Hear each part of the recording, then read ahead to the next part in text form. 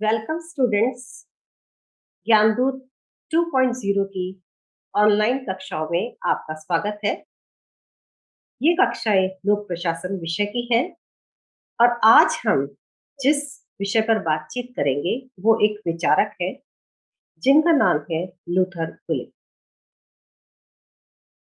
जब student first year में आता है तो बहुत ही इनिशियल स्टेज में इनके नाम से वाकिफ हो जाता है और ये लूथर गुलिक की एक पिक है जिसमें हमें देख सकते हैं कि वो कैसे दिखते थे। हर एक विद्यार्थी को यह पता होना चाहिए कि विचारक कैसा दिखता था। आइए सबसे पहले हम उनके बारे में कुछ फैक्ट्स जान लेते हैं। आपका नाम लूथर हेल्से गुलिक था। आपका जन्म 1892 में हुआ और आपकी बर्थ प्लेस ओसाका जापान में थी। आप ओबरलिन कॉलेज से ग्रेजुएट हुए और कोलंबिया यूनिवर्सिटी से पीएचडी की उपाधि प्राप्त। जापान से थे लेकिन उन्होंने अपना पूरी स्टडीज और आगे की जो वर्किंग है वो पूरी उन्होंने अमेरिका में बिताई। प्रोफेशन के रूप में उन्होंने एज अ प्रोफेसर काम किया और म्यूनिसिपल साइंस एंड एडमिनिस्ट्रेशन विषय में कोलंबिया यूनिवर्सिटी में आपने पढ़ाया। गुलिक को civil service, military and industrial organization में काम करने का बहुत रिच एक्सपीरियंस था। मैं फिर रिपीट कर रही हूँ यहाँ पे, civil service, military and industrial organizations में काम करने का बहुत ही गहरा अनुभव था और यही अनुभव इनकी जो कॉन्ट्रीब्यूशंस है उनमें रिफ्लेक्ट होता है। लाइन एंड स्टाफ का जो कॉन्सेप्ट है इन्होंने मिलिट्री ऑर्गेनाइजेशन से लिया और टेलर ने जो मशीन मॉडल दिया था, man is an economic man और man is a mere cog in the machine, मानव मशीन का एक पुर्जा है, इन्होंने टेलर से अडॉप्ट किया। आपका मानना था, टेलर की तरह ही आपका मानना था कि रूल ऑफ थंब को साइंटिफिक मैनेजमेंट से रिप्लेस कर दिया जाना चाहिए और आपने यूनिवर्सलिटी ऑफ प्रिंसिपल्स अर्थात सिद्धांतों की सार्वभौमिकता में विश्वास की। गुलिक उस समय अपना कार्य कर रहे थे जब लोक प्रशासन की विकास यात्रा का वह काल चल रहा था जिसे हम golden era of principles of public administration कहते हैं और उसी समय इन्होंने भी सिद्धांत दिए। बेसिकली ये एक क्लासिकल थिंकर है। क्लासिकल थिंकर्स मैं अपने पुराने वीडियोस में भी बता चुकी हूँ, वो थिंकर्स है जो मशीन मॉडल की बात करते हैं, जो फॉर्मल ऑर्गेनाइजेशन पे स्ट्रेस देते हैं, जो स्ट्रक्चर की बात करते हैं, एफिशिएंसी, इकोनॉमी एंड प्रोडक्टिविटी की बात करते हैं। अर्थात इनकी थॉट प्रोसेस पे या इनके कॉन्ट्रीब्यूशंस में जो ह्यूमन एलिमेंट है वो कहीं ना कहीं मिसिंग है। इनके मेजर कॉन्ट्रीब्यूशंस है वो है administrative reflections from world war second, metropolitan problems and American ideas, modern management for the city of New York और जो सबसे फेमस पुस्तक है उनकी है papers on the science of administration. ये पुस्तक बहुत फेमस है। कॉम्पिटिटिव एग्जाम्स में इसके बारे में पूछा जाता है किसने लिखी है या लूथर गुलिक की पुस्तक का नाम क्या है, ये पुस्तक किस प्रकार से दिखाई देती है और जिन भी कॉन्ट्रीब्यूशंस की हम आज इस वीडियो में बात करेंगे वो बेसिकली इसी पुस्तक से लिए गए हैं। क्योंकि हम लूथर गुलिक की बात कर रहे हैं तो हम शुरू से बात करते हैं कि लूथर गुलिक एडमिनिस्ट्रेशन के बारे में क्या करते हैं।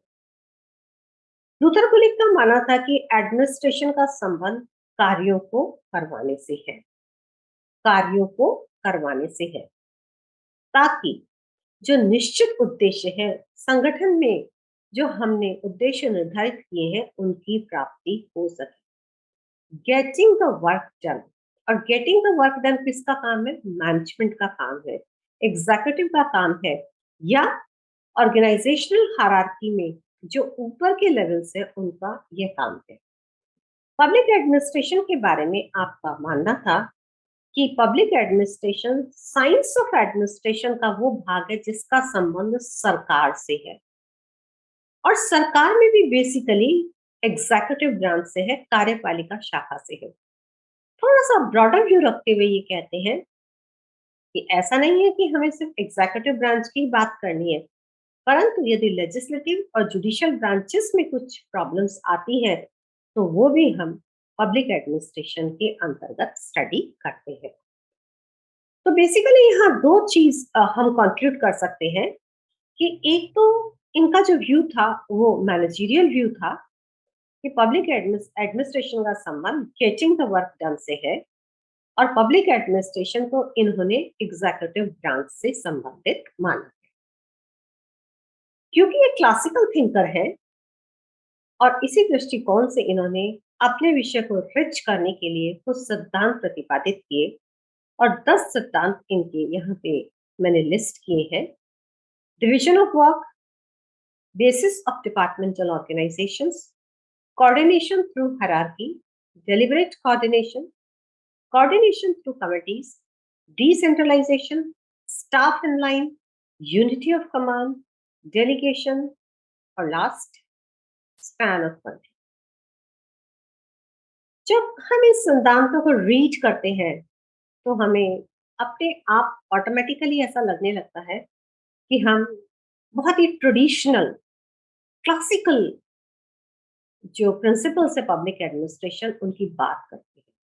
ये वो प्रिंसिपल्स हैं जिनके बिना पब्लिक एडमिनिस्ट्रेशन का अस्तित्व नहीं है। आइए शॉर्ट में हम एक एक सिद्धांत की बात करते हैं। डिवीजन ऑफ वर्क के बारे में लूथर गुलिक ने लिखा है, work division is the foundation of organization. किसी भी ऑर्गेनाइजेशन की फाउंडेशन है और indeed the cause for organization, और यही वो कारण है जिसकी वजह से संगठन अस्तित्व में आता है। और हम डिवीजन ऑफ वर्क क्यों करते हैं? Because man differ in nature, capability, ability and gain greatly in dexterity through specialization. और स्पेशलाइजेशन के माध्यम से ही हम व्यक्ति की जो कैपेबिलिटीज है और एबिलिटीज है उनको बेटर तरीके से यूटिलाइज कर सकते हैं। बेसिस ऑफ डिपार्टमेंटल ऑर्गेनाइजेशन, संगठन में कार्यों को करवाने के लिए उन्होंने 4P का सिद्धांत किया था कि जब हम संगठन बनाते हैं तो उन संगठनों को हमें कुछ आधार पे बनाना चाहिए, और उन्होंने वो 4 आधार बताए थे। संगठन पर्पस के आधार पर, प्रोसीजर के आधार पर, पर्सन के आधार पर या प्लेस के आधार पर बनाए जा सकते हैं। इनकी चर्चा हम थोड़ी आगे डिटेल में करेंगे। कोऑर्डिनेशन थ्रू हायरार्की, हायरार्की अपने आप में एक ऐसा सिद्धांत है जो कि संगठन को कोऑर्डिनेटेड रखता है, इसीलिए यहाँ पे सिद्धांत का नाम दिया गया है कोऑर्डिनेशन थ्रू हायरार्की। गुलिक ने कहा कि ऑर्गेनाइजेशन में हम इंटर रिलेट करते हैं सारे सब डिविजन्स को, ताकि व्यक्तियों को जो काम दिया गया है वो बहुत अच्छे तरीके से उस कार्य को कर सके। और दूसरा है संगठन में development of intelligent singleness of purpose होनी चाहिए लोगों के दिमाग में कि उन सबका उद्देश्य एक है और उन्हें संगठन का एक निर्धारित उद्देश्य उसकी प्राप्ति करनी है, ताकि पूरा ऑर्गेनाइजेशन ऑटोमेटिकली उस हायरार्की के माध्यम से कोऑर्डिनेटेड रहता है। डेलिबरेट कोऑर्डिनेशन, जब ऐसा लगता है कि कोऑर्डिनेशन बनाना संभव नहीं हो पा रहा है तो कोऑर्डिनेशन एक एफर्ट के रूप में किया जाता है। इसीलिए कहा गया है कि coordination intelligent, vigorous, persistence and organized effort है, और बहुत ही प्लानिंग के साथ इसको किया जाता है। जब प्लानिंग के साथ किया जाता है इसीलिए हमने कहा है it is deliberate. Coordination through committees, coordination को इन्होंने इतना स्ट्रेस दिया और इतना इम्पोर्टेंट माना कि यदि ऑर्गेनाइजेशन में किसी तरीके की प्रॉब्लम क्रिएट होती है तो उन प्रॉब्लम्स के सॉल्यूशन के लिए मल्टी मेंबर कमिटीज बनाई जा सकती है, ताकि ऑर्गेनाइजेशन को पर्पस जो ऑब्जेक्टिव है उसके अटेनमेंट की ओर आसानी से ले जाया जा सके। डिसेंट्रलाइजेशन, आजकल क्लासिकल थिंकर सेंट्रलाइजेशन की बात करते हैं, परंतु इन्होंने डिसेंट्रलाइजेशन पे फोकस करते हुए कहा कि यदि हमें ऑर्गेनाइजेशन में क्विक एंड एफिशिएंट वर्किंग पर फोकस करना है, तो जहां तक संभव हो कार्यों को डिसेंट्रलाइज कर दिया जाना चाहिए। स्टाफ एंड लाइन, जैसा कि मैंने आपको पहले कहा था कि इन्होंने स्टाफ एंड लाइन का जो कॉन्सेप्ट है अपने एक्सपीरियंस इन मिलिट्री एडमिनिस्ट्रेशन से इन्होंने डेवलप किया था, और इनका मानना था कि स्टाफ के लोग वो एक्सपर्ट होते हैं जो कि अपना समय पूरी तरीके से थिंकिंग एंड प्लानिंग को डिवोट करते हैं। यानी स्टाफ किसी भी ऑर्गेनाइजेशन का वो भाग है जो कि एक थिंक टैंक की तरह काम करता है। और उन्होंने स्टाफ दो तरीके का बताया, एक जनरल स्टाफ और एक special staff. Unity of command, कोई भी क्लासिकल थिंकर इस सिद्धांत को बड़ी ही शिद्दत के साथ अपनाता है। अब man can not serve two masters, अर्थात वन मैन वन बॉस, जो फ्योल ने कहा था वही सिद्धांत इन्होंने भी बहुत ही ब्यूटीफुली अपनाया है। यदि उनका मानना था कि यदि एक व्यक्ति को दो सुपरवाइजर्स के अधीन काम करना पड़े तो वो कंफ्यूज्ड होगा, इनएफिशिएंट होगा और इररिस्पॉन्सिबल होगा। अतः किसी भी व्यक्ति के लिए ऑर्गेनाइजेशन में यूनिटी ऑफ कमांड के सिद्धांत का पालन करना है, ताकि मेथोडिकल, एफिशिएंट एंड रिस्पॉन्सिबल तरीके से कार्य कराया जा सके। डेलीगेशन, संगठन में जहां तक संभव हो, यदि ऐसा लगता है कि कार्य करना मुश्किल हो रहा है, काम का बर्डन ज्यादा है, तो संगठन में कार्यों को अपने से नीचे के लेवल पर डेलीगेट कर दिया जाना चाहिए। इन्होंने डिसेंट्रलाइजेशन और डेलीगेशन दोनों की बात कही है। नेक्स्ट है स्पैन ऑफ कंट्रोल। गुलिक ने स्पैन ऑफ कंट्रोल की बात करते हुए कहा है कि एक व्यक्ति एक समय में कितने लोगों को बहुत आसानी से कंट्रोल कर सकता है। यह नंबर बताना तो मुश्किल है, ऑल्दो उन्होंने नंबर भी बताया है, परंतु उन्होंने कुछ पैरामीटर्स बताए हैं जो डिसाइड करते हैं कि एक ऑर्गेनाइजेशन में एक सुपरवाइजर के अधीन या एक एग्जीक्यूटिव के अधीन या एक सीनियर के अधीन कितने लोग कार्य करेंगे। वो किस किस पे डिपेंड करेगा?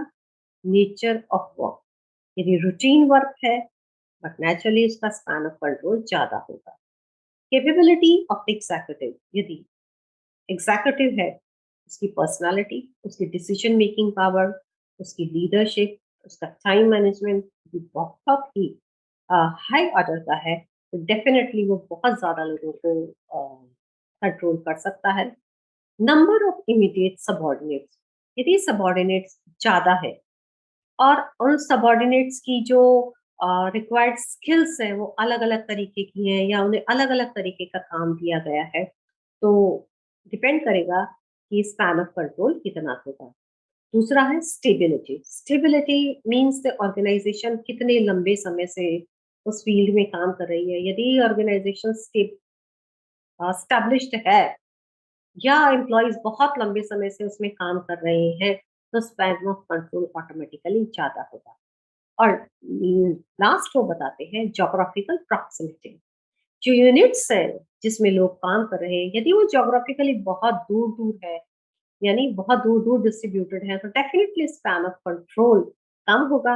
यदि वो यूनिट्स हैं जो पास पास है, तो स्पैन ऑफ कंट्रोल ज्यादा होगा। तो these are the certain factors which decide the limit of span of control. तो ये वो सिद्धांत थे, 10 सिद्धांत थे जो लूथर गुलिक ने दिए, और these are known as the classical principles of management और दी ऑर्गेनाइजेशन। जब भी हम लूथर गुलिक का नाम लेते हैं तो हमारे दिमाग में एक टर्म है, एक एक्रोनिम है जो क्लिक करती है, that is a post Corp.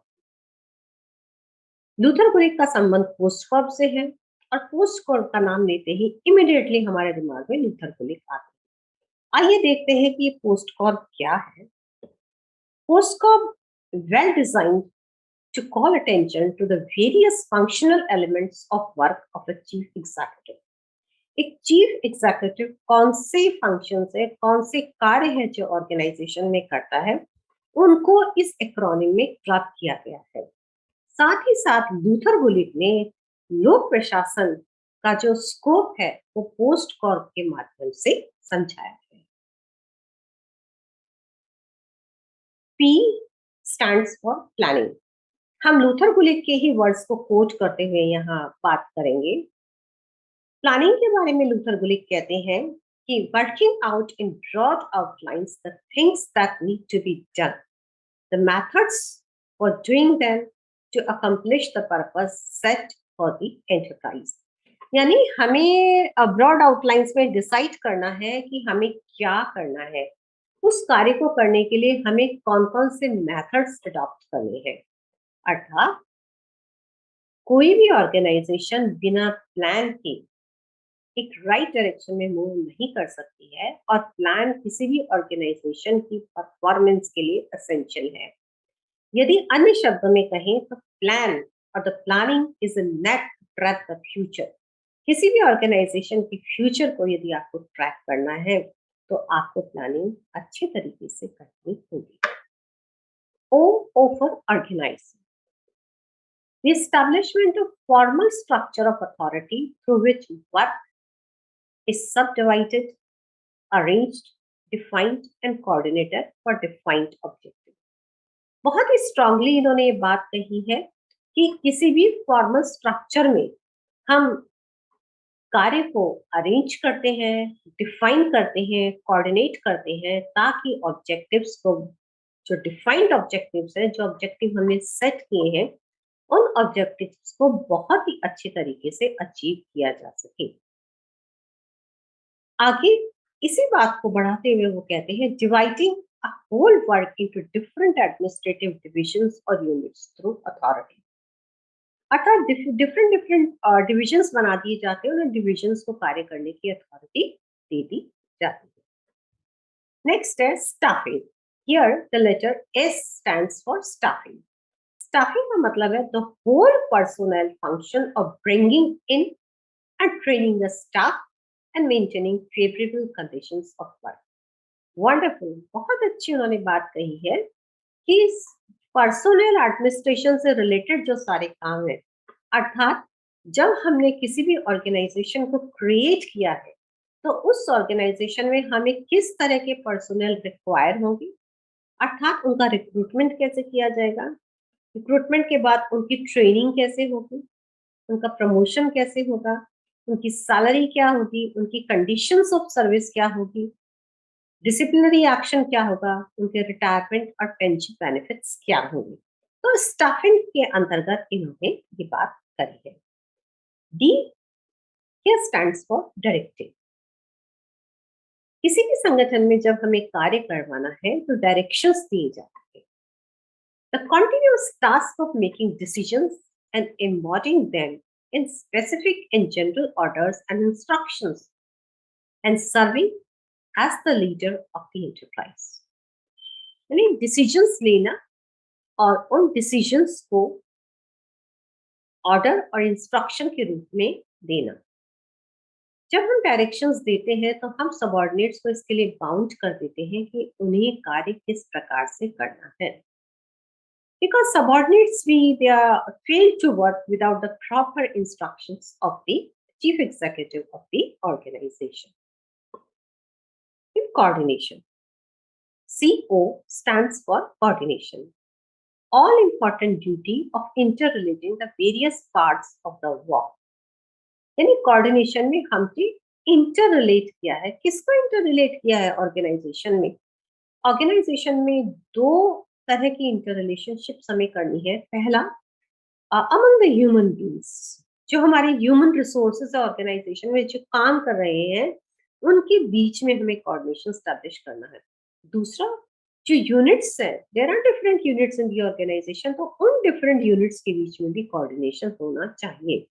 तो कोऑर्डिनेशन एक ऑर्गेनाइज्ड एफर्ट है, एक इनपुट के रूप में ऑर्गेनाइजेशन में किया जाता है, ताकि ऑर्गेनाइजेशन की जितनी भी डिविजन्स हैं, जितनी भी ब्रांचेस हैं, वो बेटर तरीके से कार्य को परफॉर्म कर सकें।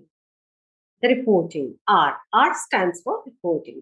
Reporting means keeping those to whom the executive is responsible informed as to what is going on, which thus includes himself and his subordinates informed through records, research and inspection.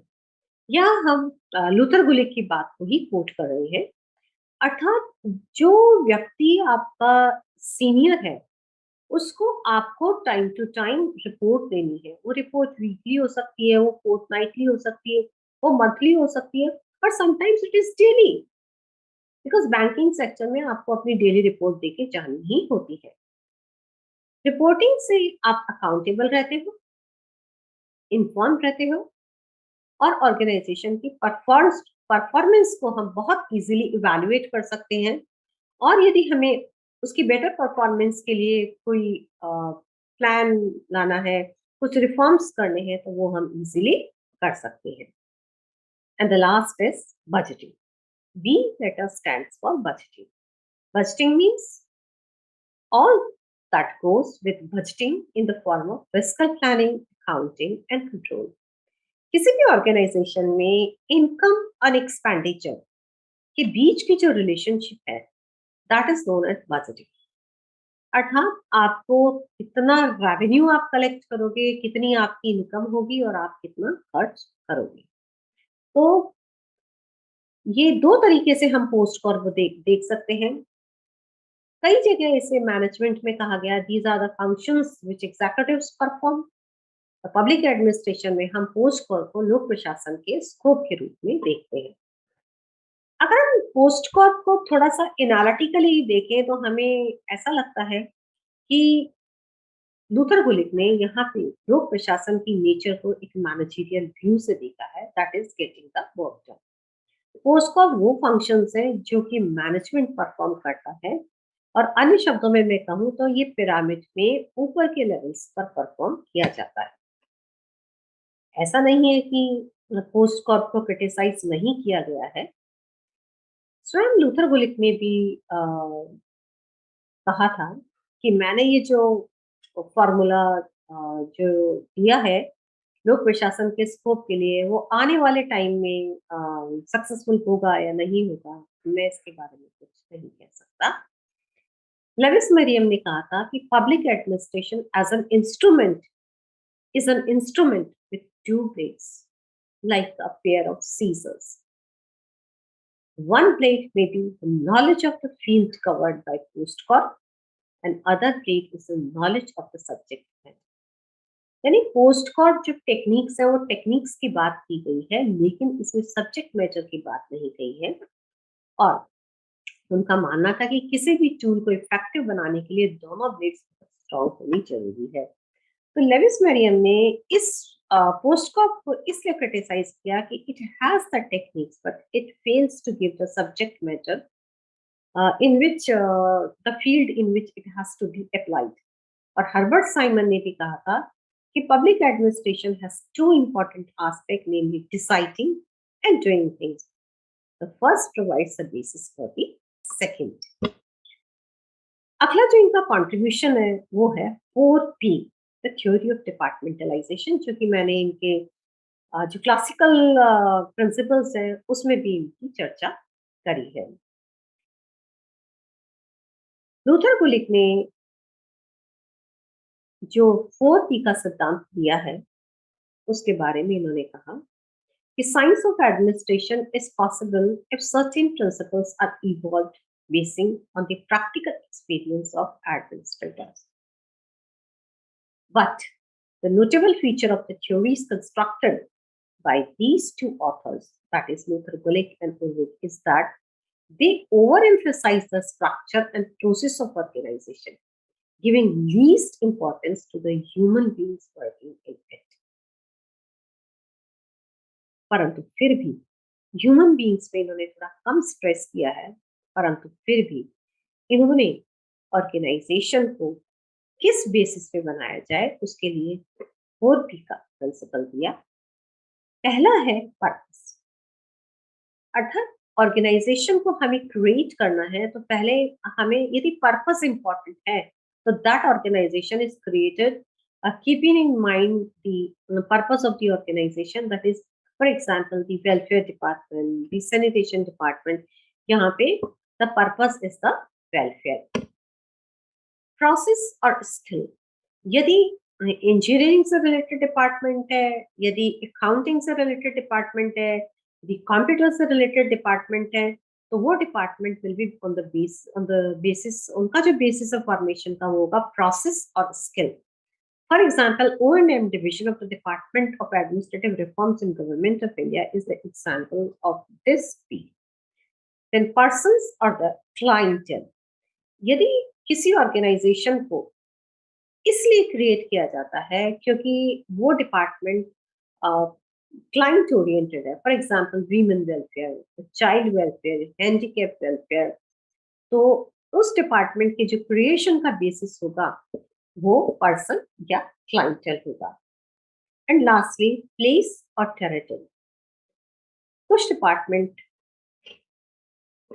Place को ध्यान में रखते हुए उस place के upliftment के लिए, उस प्लेस के डेवलपमेंट के लिए, उस प्लेस के बेटरमेंट के लिए, वहाँ के रहने वाले लोगों को डेवलप करने के लिए बनाए जाते हैं। तो फॉर एग्जांपल लाइक डिस्ट्रिक्ट और द ट्राइबल एरियाज और हिली एरियाज के लिए जो डिपार्टमेंट्स बनाए जाते हैं उनका जो आधार होता है वो प्लेस या टेरिटरी होता है।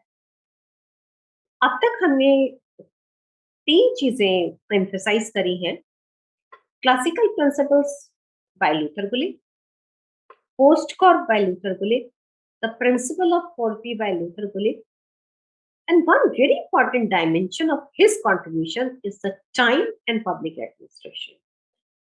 ये बहुत ही इंपॉर्टेंट चीज है कंपेटिटिव एग्जाम्स के पॉइंट ऑफ व्यू से, स्पेशली यूपीएससी में। नॉर्मली ये नहीं पूछा जाता है ग्रेजुएशन और पोस्ट ग्रेजुएशन लेवल पे, but it is very important for you to know what is the contribution of Luther Gulick so far as the time and public administration are concerned. अपनी एक speech में time and public administration नामक speech पर बोलते हुए 1980 में Luther गुलिक ने कहा था कि टाइम के 5 इंपॉर्टेंट एस्पेक्ट्स हैं जो हमें लोक प्रशासन में ध्यान रखने चाहिए। पहला जो इंपॉर्टेंट डायमेंशन थी वो कहा था टाइम एज एन इनपुट। किसी भी ऑर्गेनाइजेशन में टाइम बहुत इंपॉर्टेंट रिसोर्स है, जैसे मैन पावर है, एनर्जी है, मशीनरी है, वैसे ही टाइम को हमें इनपुट के रूप में यूज करना है। तो हमें ये ध्यान रखना है कि कितने समय में वो काम किया जाना चाहिए एज एन इनपुट।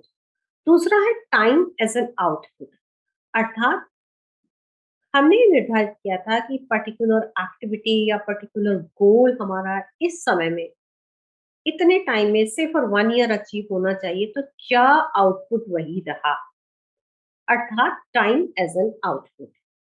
नंबर 3 उन्होंने कहा time as a flow of events. Input और आउटपुट के बीच में जो एक्टिविटीज होती हैं वो होती है फ्लो ऑफ इवेंट्स, ताकि गोल को अचीव किया जा सके। तो उनके बीच में लगने वाला समय है वो भी निश्चित होना चाहिए। फोर्थ उन्होंने कहा time as a gap between 2 और मोर सिग्निफिकेंट इवेंट्स और प्रोसेसेस। टाइम गैप है, एक एक्टिविटी कितने टाइम में होनी है, दूसरी कितने टाइम में होती है, और उन 2 एक्टिविटीज के बीच में कितना गैप है वो भी बहुत इंपॉर्टेंट है कि हमें कितना गैप रखना चाहिए, ना कम हो ना ज्यादा हो। And the last, timing as management policy. Management policy में टाइमिंग बहुत इंपॉर्टेंट होना चाहिए, and time must become a central strategic and moral concern in public administration. तो इस प्रकार से टाइम और पब्लिक एडमिनिस्ट्रेशन की उन्होंने बात करी है। और लास्ट में 5 पॉइंट फॉर्मूला दिया है उन्होंने, स्ट्रेंथनिंग द पब्लिक एडमिनिस्ट्रेशन। जब हम लूथर गुलिक को पढ़ते हैं तो ऐसा लगता है कि उन्होंने लोक प्रशासन को एक स्टैटिक चीज माना होगा, परंतु उन्होंने लोक प्रशासन को फ्यूचरिस्टिक पर्सपेक्टिव से देखा और क्या बातें कही है उस पे हम यहाँ थोड़ा सा फोकस कर लेते हैं। नंबर वन है public administration as a field of action. As a field of action में कहा है उन्होंने कि it needs to be more closely adapted to changing human requirements। मतलब लोक प्रशासन को समय के साथ अपने आप में परिवर्तन करते रहना चाहिए। कौन कौन से लेवल पे या कौन कौन से एरियाज में? इंटरनेशनल लेवल पे जो चैलेंजेस आ रहे हैं उनको मीट करने के लिए, इकोनॉमिक फील्ड में जो आ रहे हैं, या मेट्रोपॉलिटन एरियाज पे जो आ रहे हैं, अर्थात सिटी एडमिनिस्ट्रेशन में जो, तो बहुत अच्छी बात उन्होंने कही है कि public administration as a field of action needs to be more closely adapted to changing human requirements। जो भी समय के साथ ह्यूमन रिक्वायरमेंट्स है उसके साथ इसमें परिवर्तन आवश्यक है। दूसरी बात उन्होंने कही है public administration as a field of analysis and understanding. अर्थात as a field of analysis and understanding इसमें बिजनेस एंड एडमिनिस्ट्रेशन में से क्लोजली रिलेटेड होना चाहिए ताकि नई चीजों को अडॉप्ट कर सके। तीसरी बात जो इन्होंने कही है public administration needs to bring the problem of personnel. मतलब ऑर्गेनाइजेशन में जो लोग काम कर रहे हैं उनकी प्रॉब्लम्स में हमें फोकस करना है ताकि वो बेटर तरीके से कार्य कर सके। और चौथी बात जो उन्होंने कही है public administration must accept and move forward with the new opportunities of automation. अर्थात जैसे जैसे सिविलाइजेशन आगे बढ़ रही है, जैसे जैसे इंडस्ट्रियलाइजेशन हो रहा था, या जैसे जैसे नए डेवलपमेंट्स हो रहे थे, तो उन्होंने ये माना कि लोक प्रशासन को ऑटोमेशन के फील्ड में जो भी नई इनोवेशंस हो रही है उनको एक्सेप्ट करना है और उनको एक्सेप्ट करते हुए आगे बढ़ना है। Lastly, public administration must re-examine and reformulate its doctrine and practice। Time to time लोक प्रशासन को अपने आप को री-एग्जामिन करना है और अपनी प्रैक्टिसेस को रीफॉर्मुलेट करते रहना है ताकि पब्लिक एडमिनिस्ट्रेशन और प्राइवेट एडमिनिस्ट्रेशन दोनों ही मिलजुल कर आगे बढ़ सके। तो ये कुछ लूथर गुलिक के आइडियाज थे जो मैंने इस वीडियो में आपके साथ शेयर करे। ये आपको न केवल आपके रेगुलर एग्जाम्स में परंतु कॉम्पिटिटिव एग्जाम्स में बहुत मदद करने वाला है। So thank you all for your kind attention. Thank you very much.